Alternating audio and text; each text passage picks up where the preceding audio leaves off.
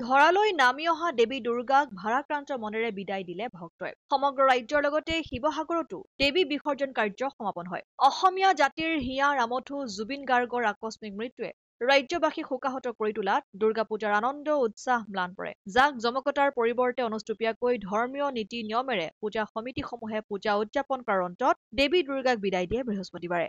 সামগ্ৰিকভাৱে শিৱসাগৰত ২৬খনকৈ পূজা মণ্ডপ আছিল যদিও শিৱসাগৰ চহৰৰ দিখৌ নদীৰ থানাঘাটত ১৯ গৰাকী দেৱী দুৰ্গাৰ মৃন্ময় প্ৰতিমা বিসৰ্জন দিয়া হয়।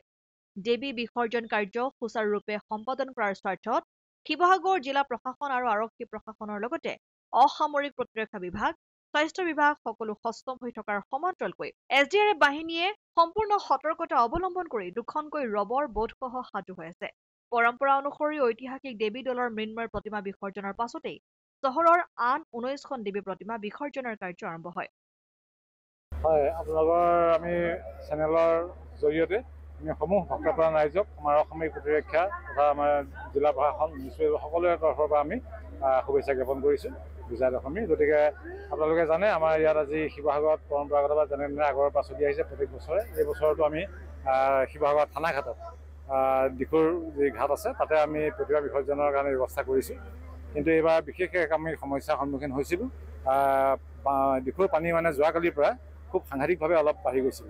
গতিকে তাৰ কাৰণে আমি যিটো আচলতে আমাৰ জিলা আয়ুক্ত মহোদয়ৰ তত্বাৱধানত আমি যিটো প্লেন কৰিছিলোঁ যে আমি এখন মানে প্লেটফৰ্ম বনাই পেলাই সেই প্লেটফৰ্মৰ পৰা আমি প্ৰতিমা বিসৰ্জন দিয়াৰ কথা আছিলে। গতিকে সেই প্লেটফৰ্ম বনালোঁ যদিও আমি পানীৰ তলত সোমাই গ'ল এতিয়া।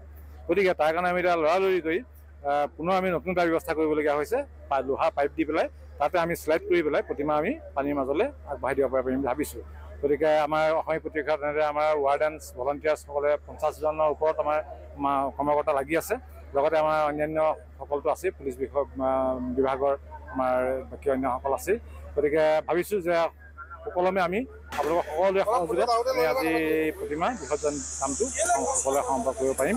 কিন্তু যদিও আমাৰ ইয়াত শিৱসাগৰত আপোনালোকে জানে যে যথেষ্টখিনি আমাৰ প্ৰতিমা ইয়াত পূজা পতা হয়, কিন্তু তাই এতিয়ালৈকে আমাৰ ৰেজিষ্টাৰ হৈছে ১৯জন।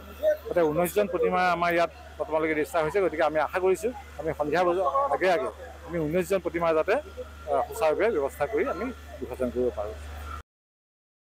শিৱসাগৰৰ পৰা সৈয়দ মুস্তাকুৰ ৰহমানৰ ৰিপৰ্ট, অসম আদিত্য।